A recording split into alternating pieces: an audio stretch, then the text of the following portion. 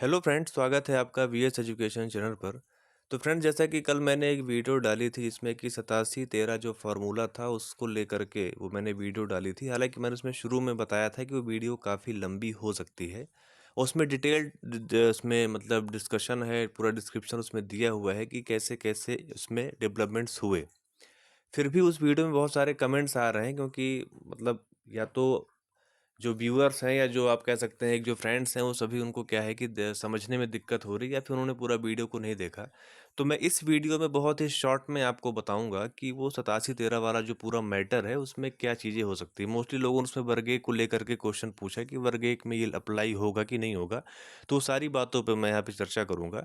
तो वीडियो छोटा करने की मैं पूरी कोशिश करूँगा, लेकिन आप इस वीडियो को पूरा देखेंगे तो आपको समरी समझ में आ जाएगी। फिर अगर आपको एक्स्ट्रा उसमें समझना है तो फिर आप वो बड़ी वाली वीडियो भी आप देख सकते हैं, उसका लिंक मैंने इस वीडियो के डिस्क्रिप्शन में दे दिया है। तो ठीक है फ्रेंड, तो सबसे पहले हम लोग बात कर लेते हैं कि 87-13 जो फार्मूला है वो कहाँ से लागू हुआ, उसका ओरिजिन क्या है। तो फ्रेंड्स, यहाँ पर मैं आपको बताना चाहूँगा कि एक रिट पिटीशन दायर हुई थी एमपी हाई कोर्ट में 5901/2019। ठीक है, ये कब दायर हुई थी? जब मध्य प्रदेश शासन द्वारा मध्य प्रदेश लोक सेवा एसटी एससी ओबीसी आरक्षण संशोधन अधिनियम 2019 पारित करने के बाद, जिसमें कि ओबीसी वर्ग को 27% का आरक्षण दिया गया, उसके बाद ये याचिका वहां पर लगी। इस याचिका में सबसे बड़ा प्रश्न ये खड़ा किया गया कि चूंकि यहाँ पर जो इंदिरा साहनी बनाम यूनियन ऑफ इंडिया वाला जो मैटर है, जिसमें ये बात डिसाइड की गई है कि जो टोटल आरक्षण की लिमिट है, जो कैप है, वो 50% से ऊपर नहीं होना चाहिए। उसको मद्देनज़र रखते हुए माननीय हाई कोर्ट ने इसमें ये ऑर्डर किया था कि जब तक ये केस डिसाइड नहीं हो जाता, इस केस में ओबीसी को जो है वो 14% से ज़्यादा रिजर्वेशन नहीं मिलेगा। जब मैटर डिसाइड हो जाएगा उसके बाद ये देखा जाएगा कि उसमें उनको 27 देना है कि 14 देना है। इस आधार पे डिसाइड हो गया। जब ये कोर्ट पे डिसाइड हो गया तो उसके बाद क्या हुआ कि जो सामान्य प्रशासन विभाग है उसने एडवोकेट जनरल से एक सलाह मांगी कि ये ऑर्डर आने के बाद, मैं आपको वो ऑर्डर की कॉपी भी दिखा देता हूँ। हालांकि वो ऑर्डर आया पहले था लेकिन हर ऑर्डर में यही बात लिखी हुई है, तो मैं आपको उसकी कॉपी दिखा देता हूँ एक बार। ये देखिए, ये रिट पिटीशन है, आप यहाँ देखिए 59/0/2019, और इसमें टोटल आप देख सकते हैं कितनी रिट पिटीशन यहाँ पर सब मेंशन की गई हैं।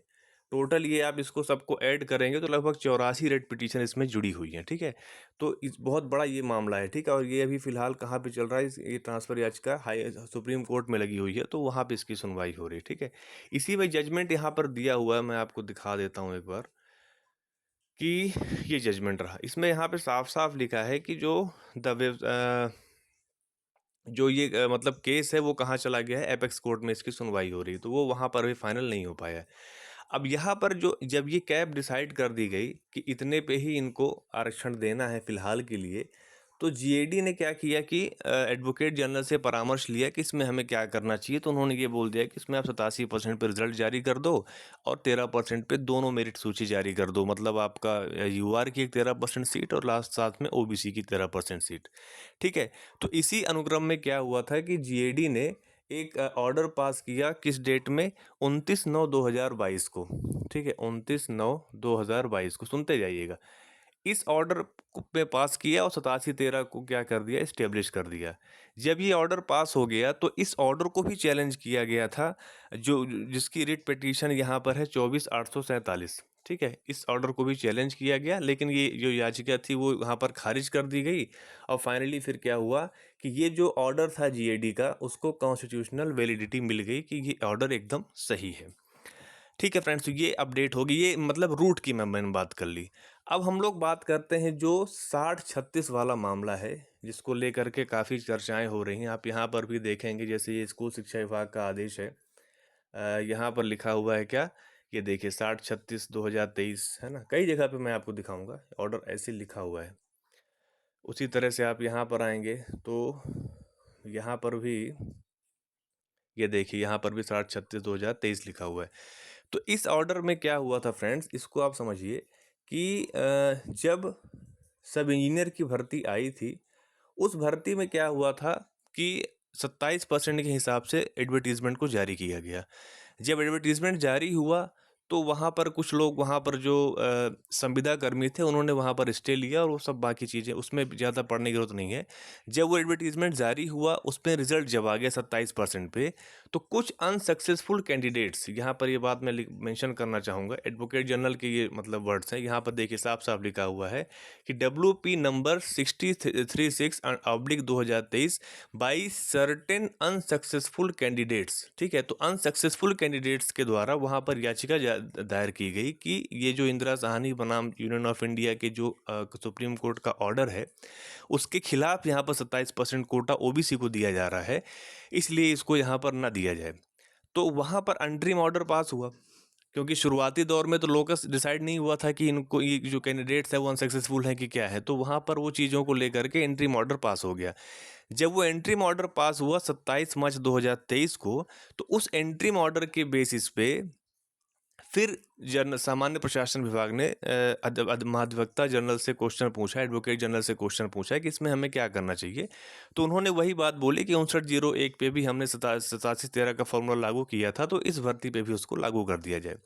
लेकिन बाद में क्या हुआ कि ये जो रिट याचिका थी 6036 वाली, वो याचिका विड्रॉन कर ली गई, खुद जो याचिकाकर्ता थे उन्हीं के द्वारा कर ली गई। उसका कारण क्या था कि वो जो कि असफल थे, उनका कोई हित प्रभावित नहीं हो रहा था, चाहे OBC को 27% मिले चाहे 14% मिले, उनके हित प्रभावित नहीं हो रहे थे। इसलिए कोर्ट ने इस चीज़ को कंसीडर किया कि चूंकि आपके हित प्रभावित नहीं हो रहे हैं, इसलिए या तो आप इस याचिका को खुद वापस ले लो, या तो फिर हम विड्रॉ करेंगे। क्योंकि क्या होता है, कभी कभी विड्रॉ नहीं करने पर कोर्ट उसमें जुर्माना लगा देती है, इसलिए फिर जो पिटिशनर होते हैं खुद भी उसको विड्रॉ कर लेते हैं। तो ये मामला यहाँ पर सॉर्ट आउट हो गया। अब इसकी वजह से क्या हुआ कि चूंकि जो मानचित्रकार सब इंजीनियर वाली भर्ती थी, उसमें सिर्फ एक ही याचिका लगी थी 6036 वाली, जो कि आरक्षण को लेकर के चैलेंज कर रही थी। जब वो याचिका डिसमिस हो गई, या आप कह सकते हो कि विड्रॉ कर दी गई, इसलिए अब जो विभाग हैं, जो विभाग मानचित्रकार सब इंजीनियर इन सब की भर्ती कर रहे हैं, उनके पास OBC को 27% देने के अलावा कोई दूसरा ऑप्शन नहीं था। तो उसी को लेकर के अब एक ऑर्डर आया है, जिसकी बात यहाँ पर हो रही है कि अब उनको 27% पे रिजर्वेशन दिया जाए। तो ठीक है, वो अच्छी बात है, वो अभ्यर्थी हैं, अगर उन्होंने मतलब उनका वहाँ पर नाम है तो उनको नौकरी मिले। मेन चीज़ ये है कि जो चीज़ें हैं वो क्लियर कट हो जाएँ, 100% सीट्स पे भर्तियाँ हों, चाहे जिस वर्ग को मिले, वो चीज़ें क्लियर हो जाएँ। अब लास्ट में हम लोग बात कर लेते हैं वर्ग 1 को लेकर के, कि वर्ग 1 में इसका क्या प्रभाव पड़ेगा। ठीक है फ्रेंड्स, तो वर्ग 1 में बात करने से पहले मैं आपको एक और क्लिप यहाँ पर दिखाऊंगा, इसको आप ध्यान से देखिए। यहाँ पर लिखा है कि समूह 3 उपयंत्री मानचित्रकार समयपाल की परीक्षा में 700 अभ्यर्थियों को राहत। 2022 में हुई 3 परीक्षाओं के रिजल्ट में 27% OBC आरक्षण, बाकी में प्रोविजन लिस्ट। एक आप यहाँ पर एक चीज़ और समझ लीजिए लास्ट में थोड़ा सा, उसके बाद मैं वर्ग 1 की बात करूँगा। यह निर्णय सिर्फ 2022 की परीक्षाओं से जुड़ा है, बाकी में प्रोविजनल लिस्ट बनेगी। कोर्ट का यह निर्णय सिर्फ 2022 की परीक्षाओं से ही जुड़ा है, इसके बाद हुई बाकी परीक्षाओं पर इसका कोई असर नहीं है। अभी जो भी रिजल्ट जारी हो रहे हैं या होंगे, उसमें सब सफल 13% OBC सामान्य अभ्यर्थियों की प्रोविजनल लिस्ट बनेगी, जिसे होल्ड किया जाएगा। ठीक है, तो ये बात क्यों लिखी जा रही है कि सिर्फ 2022 की परीक्षा में लागू होगा, उसका कारण मैंने आपको बता दिया कि जो मानचित्रकार वाली भर्ती थी, उसमें सिर्फ एक ही याचिका थी 6036 वाली, जिसकी वजह से 8713 का फार्मूला लग सकता था। लेकिन वो अभ्यर्थी, वो याचिकाकर्ता जो थे, उनके हित प्रभावित नहीं हो रहे थे, इसलिए वो याचिका डिसमिस हो गई। अगर इस याचिका को चलाना होता, तो उसका एक तरीका ये था कि जो 13% युवा अभ्यर्थी होल्ड हुए थे, अगर उन्होंने कोर्ट में पिटीशन दायर की होती, मतलब जिनको जो क्वालिफाइड थे, जिनका नाम उस लिस्ट में था, ठीक है, और वो सिर्फ इस 8713 जो 27% आरक्षण की वजह से उनका सिलेक्शन वहाँ पर नहीं हो रहा था, अगर उन्होंने याचिका लगाई होती, तो वो स्टैंड करती, वो रिट पिटीशन स्टैंड करती, और उस जो रिट पिटीशन है, उसको 5901/19 वाले में क्या कर दिया जाता, मर्ज कर दिया जाता, और उसमें फिर फाइनल सुनवाई जब कभी भी होगी एपेक्स कोर्ट के द्वारा, तो वहाँ पर उसका डिसीजन आता है। लेकिन चूंकि वो असफल अभ्यर्थियों के द्वारा किया गया, इसलिए वो याचिका स्टैंड नहीं कर पाई, इसलिए वहाँ पर 27% दिया जा रहा है।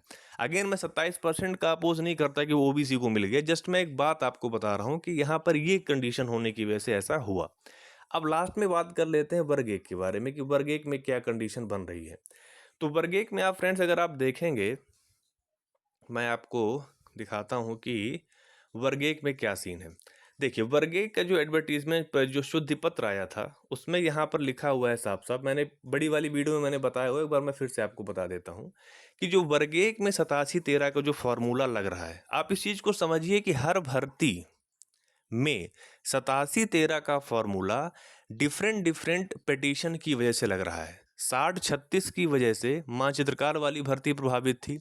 59-01 की वजह से एमपीपीएससी वाली भर्ती 87-13 वाले फॉर्मूले में चल रही है। और वर्ग ए की जो भर्ती है उसमें रिट पिटीशन लगी हुई है कौन सी, 18-105/2021। ठीक है, यानी कि वर्ग एक का जो भी डिसीजन है कि उसमें ओबीसी को 27 मिलेगा कि 13% 14% मिलेगा, वो इस पिटीशन पे डिसाइड है। मतलब आज की डेट पे अगर मैं बात करूं कि वर्ग एक में ओबीसी को 27 मिलेगा कि 14 ही मिलेगा, ये अभी अंडर कंसिडरेशन है। अभी इस पे कोई ऑर्डर जारी नहीं हुआ है। ठीक है, ये पहली बात हो गई। अब दूसरी बात क्या है फ्रेंड्स, कि यहाँ पर जो ये 18-105/2021 वाला रिट पिटीशन है, उसकी वजह से वर्ग ए की परीक्षा में भी क्या हुआ, 87-13 का फॉर्मूला लगा। इसमें एक नई बात ये हो गई कि मानचित्रकार वाली भर्ती में जो कोर्ट का एंट्री ऑर्डर था, उसके बेसिस पे 13% सीट ओबीसी की जारी की गई, समझिएगा। ठीक है, 13% सीट ओबीसी और 13% सीट यूआर की जारी की गई, मतलब सेपरेट मेरिट लिस्ट बनाई गई। लेकिन यहाँ पर ये लिखा है कि जो यहाँ पर 13% का जो परिणाम है उसको घोषित ही नहीं किया जाएगा। मतलब कि जो वर्ग ए का आपने लिस्ट देखा होगा, मेरिट लिस्ट, उस मेरिट लिस्ट में कहीं पे भी 13% OBC hold list, 13% UR hold list, ऐसा कुछ भी नहीं आया है। सिर्फ 87% सीट पे मेरिट जारी हो गई है, उसके बाद उन्हीं के आधार पे वेटिंग जारी कर दी गई। तो ये यहाँ पर डेवलपमेंट हुआ। अब जो ये याचिका है, फाइनली मैं बात करूँगा, लास्ट में वीडियो का लास्ट है लगभग ये जो याचिका है कौन सी, 18-105/2021, ये याचिका आप देखेंगे यहाँ पर, ये एमपी हाई कोर्ट का स्क्रीन का फ्रंट पेज है। ये याचिका जो है 2021 अभी कहाँ पर है, ये पेंडिंग है, और इसमें 2/5/2024 को ऑर्डर पास हुआ था।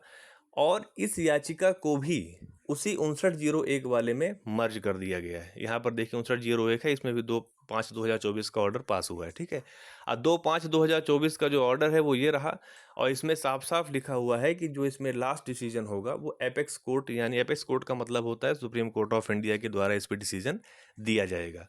उसकी सुनवाई हाल फिलहाल जुलाई के महीने में होनी है, वो कभी भी हो सकती है, उसकी टेंटेटिव डेट जब भी आ जाएगी तो मैं आपको उसमें सूचना दे दूंगा। तो फिलहाल के लिए जो ये 60-36 वाला जो मामला है, वो सिर्फ मानचित्रकार और आपके ये जो सब इंजीनियर वाली भर्ती के लिए है, ना कि सभी भर्तियों के लिए। आप इस चीज़ को अच्छे से समझ लीजिए कि हर भर्ती के लिए 87-13 का जो फॉर्मूला है वो डिफरेंट डिफरेंट रिट पिटीशन के आधार पे बेस्ड है।